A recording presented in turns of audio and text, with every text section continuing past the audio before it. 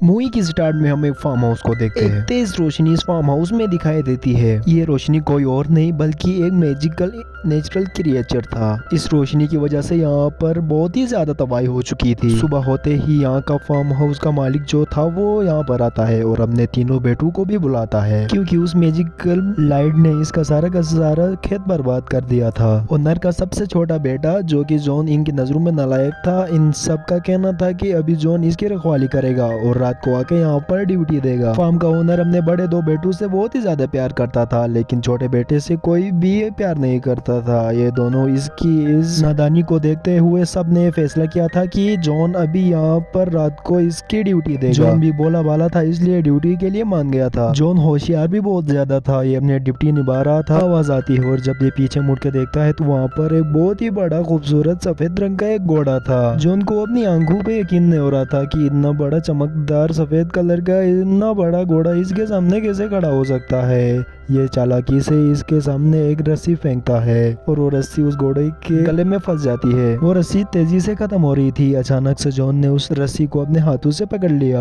John ने रस्सी पकड़ ली हुई थी, इसलिए वो भी घोड़े के पीछे पीछे भागता हुआ जा रहा था। जल्दी से घोड़ा अनबैलेंस होता है और एक दलदल में फंस जाता है। ये देख के जॉन को बुरा लगता है और वो नदी की इस रोलर से उस घोड़े को बाहर निकाल देता है। तभी जॉन देखता है कि वो घोड़ा बहुत ही ज्यादा इमोशनल हो चुका था। ये देख के जॉन उस घोड़े के लिए बहुत ही ज्यादा उदास होता है, क्योंकि जॉन एक सच्चा नेक दिल था। और जॉन कहता है कि आइंदा तुम मेरे इस अस्तबल में नहीं आओगे और मुझे नुकसान नहीं पहुंचाओगे। घोड़े ने वादा किया कि मैं तुम्हें कभी नुकसान नहीं पहुंचाऊंगा और उसका शुक्रिया अदा करके वहां से निकल जाता है। अब जॉन वापस से अपने घर आ चुका था। अगले दिन उसको अजीब सी आवाजें आ रही थी। जब वो अस्तबल में जाके देखता है तो उसकी आंखें गुली की गुली रह गई थी। वहाँ उसके सामने दो बड़े बड़े घोड़े पड़े थे। इससे पहले कि जॉन ये सारा का सारा माजरा समझ लेता कि उसको एक आवाज आती है कि ये तुम्हारे लिए गिफ्ट है। जब जॉन पीछे मुड़ के देखता है तो वहाँ पर एक छोटा नन्हा मुन्ना सा एक घोड़ा था जो कि बहुत ही ज्यादा प्यारा था। वो छोटा सा घोड़ा जॉन से बताता है कि मेरा नाम फॉल है और फॉल उस बड़े से घोड़े का बेटा था जिसकी जान जॉन ने बचाई थी। फॉल उससे कहता है कि मेरी माँ तुमसे बहुत ही ज्यादा खुश है और तुम्हारे लिए गिफ्ट भेजा है। ये देख के जॉन बहुत ही ज्यादा खुश होता है उन बड़े बड़े घोड़ों को देखकर। तभी अचानक से उसको बाहर अपने वालिद साहब की आवाज आती है। वो जल्दी से बाहर जाके अपने वालिद को बाहर ही रखने की कोशिश करता है। वो समझ जाता है कि अगर बाप अंदर आ गया तो सारा का सारा माजरा उसे भी समझ आएगा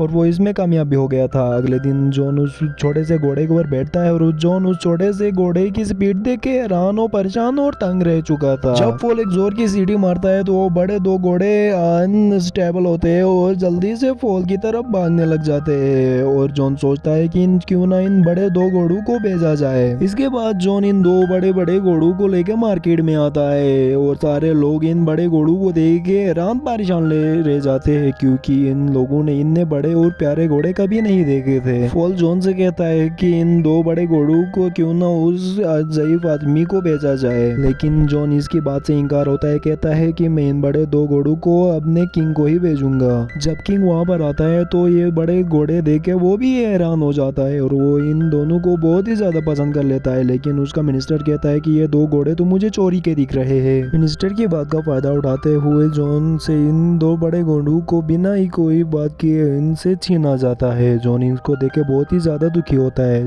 तभी फॉल उससे कहता है कि मैंने तुम्हें कहा भी था कि इन दो घोड़ों को उस ज़ईफ को भेज दो, लेकिन तुमने मेरी बात नहीं मानी। जब फॉल जॉन को उदास देखता है तो फिर वो जोर की सीटी मारता है और वो दो घोड़े बहुत ही तेजी से उसके पास आते हैं। लेकिन उन दो घोड़ों की वजह से किंग की बग्गी उलट जाती है और वो आटे की बोरी के ऊपर गिर जाता है। ये देख के फॉल बहुत ही ज्यादा डर जाता है। अब किंग इस बात से बहुत ही ज्यादा गुस्सा भी हो चुका था, लेकिन वो कुछ कर नहीं सकता क्योंकि उसको लोग भी यहाँ पर देख रहे थे। अब किंग उससे कहता है कि अपने घोड़ों का तुम कीमत लगाओ। जॉन इसी का ही फायदा उठाते बहुत ज्यादा कीमत रख लेता है, लेकिन उसका मिनिस्टर उससे कहता है कि क्यों ना इसको काम पे लिया जाए। काम पे लेने की वजह से हम इससे अपनी बेइज्जती का बदला भी ले जाएंगे। जॉन किंग के इन सारे ऑफर्स को एक्सेप्ट कर लेता है और किंग के घर काम पे लग जाता है।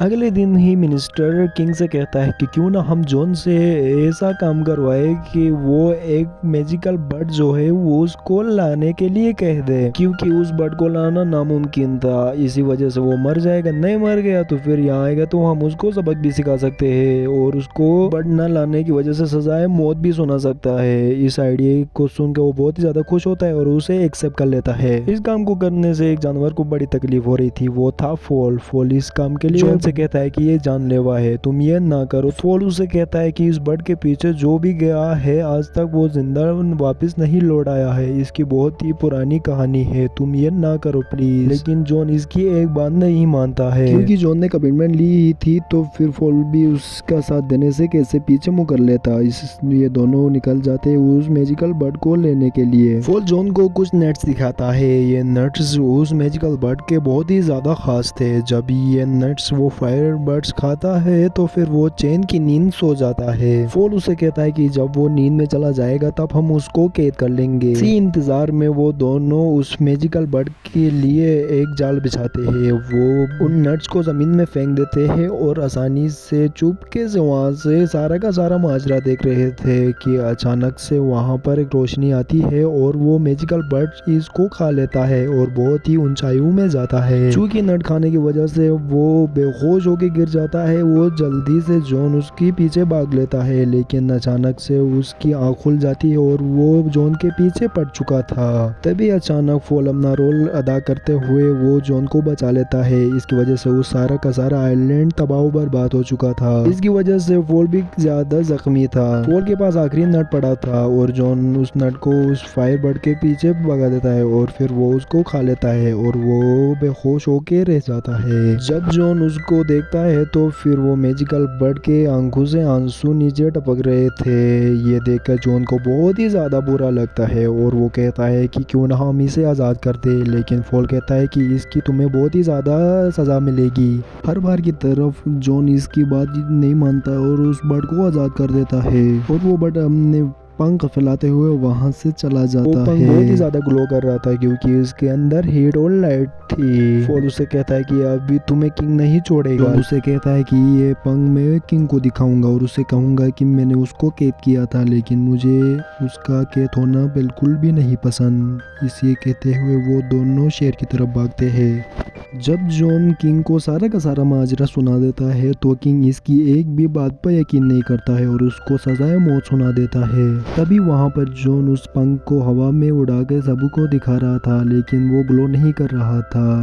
इस वजह से किंग उसको कह रहा था कि इसको सजाए मौत जल्द से जल्द दिया जाए। तभी अचानक से वो बर्ड वहां पर आ जाता है और सबको हैरान तंग और परेशान करके रख देता है। सब लोग कहते हैं कि वाकई में जॉन ने इसको पकड़ा था, इसको छोड़ा जाए। ये देख कर किंग बहुत ही ज्यादा गुस्सा होता है और उसको छोड़ने पे मजबूर हो जाता है। किंग अपनी पब्लिसिटी ज्यादा बढ़ाने के लिए उसको प्रमोशन देता है, लेकिन कहता है कि मैं बदला जरूर लूंगा, मैं एक अच्छा प्लान बना के इसके सामने आऊंगा। अगले दिन वजीर अपने बादशाह से फरमाता है कि क्यों ना हम इस जॉन को उस शार्क के पेड़ में गई हुई उस अंगूठी को लाने भेजे जो कि आपकी दादी की थी। आज तक हमने जितने भी सिपाही भेजे हैं उनमें से कोई भी बच के वापस नहीं आ पाया है, क्यों ना हम इस मौके का फायदा उठा के उसको सबक सिखाए। वजीर बादशाह से कुछ इस तरह कहता है। छोटा घोड़ा और जॉन अपनी परवाज उड़ लेते हैं और अचानक से परिंदे इसको टकराने की वजह से वो पानी में गिरता है। जॉन को पता लगता है कि वेल यहाँ पर ही कैद है। वो देखता है कि यहाँ पर बहुत बड़े बड़े जंजीर बंधे हुए हैं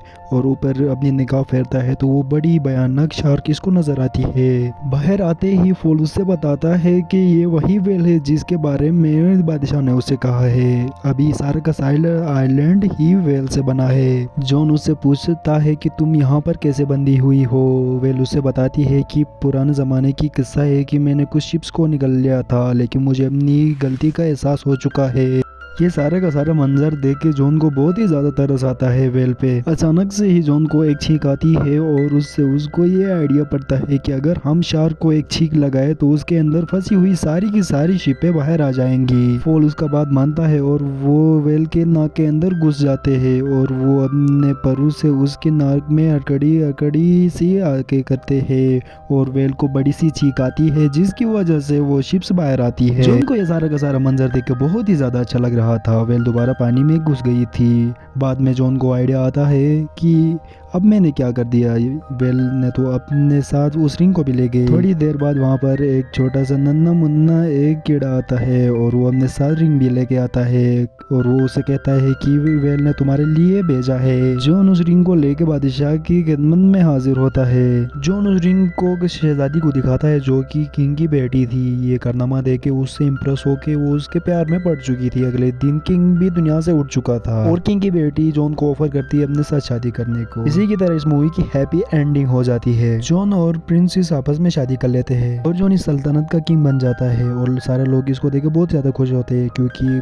पुराना किंग बहुत ज्यादा खड़ूस था। इन सब के बाद यहाँ पर हैप्पी एंडिंग हो जाती है। अगर आपको ये मूवी अच्छी लगी तो प्लीज शेयर, सब्सक्राइब और लाइक करना मत भूलिए। अल्लाह हाफिज।